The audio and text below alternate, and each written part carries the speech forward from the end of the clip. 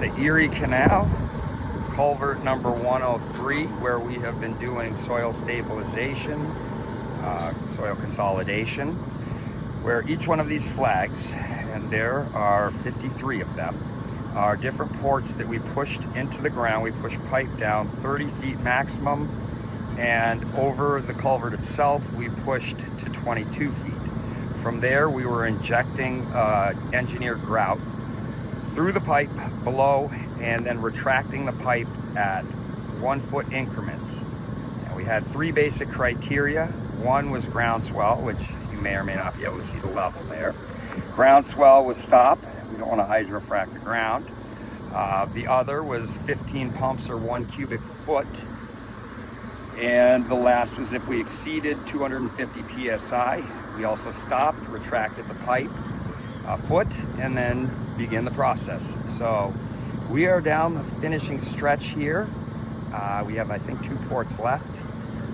It's been, like I said, almost 3 weeks, but we have muscled through some pretty bad weather and some difficulty getting down to refusal at times. There is boulders and riprap below, which you can kind of see on the embankment there. But what was happening at this culvert is they were getting seepage below the original cutoff wall. And that cutoff wall was built somewhere around 1910, so it's a little bit difficult to say exactly how it was constructed.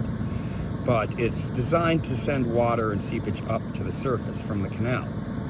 Instead, it was migrating below, which causes the whole embankment to begin to become unstable.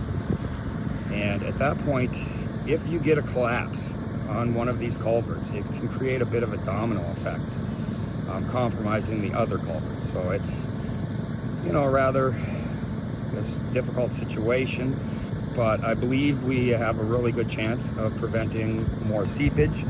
Obviously, once the culvert is filled, we will know for sure whether it stops the seepage. What it was doing was pouring out down below on the end wall, and know how well you can see the end wall there. But the end walls are essentially a footing that comes out off of the culvert. Water was finding its way down and pouring out gallons per hour. So it was not just a drip, there was a lot of water coming out. Which again, if you actually see the embankment, you can see how this soil has been eroded. It gets narrower directly over the culvert. And that's strictly water. Water will do damage if we give it time.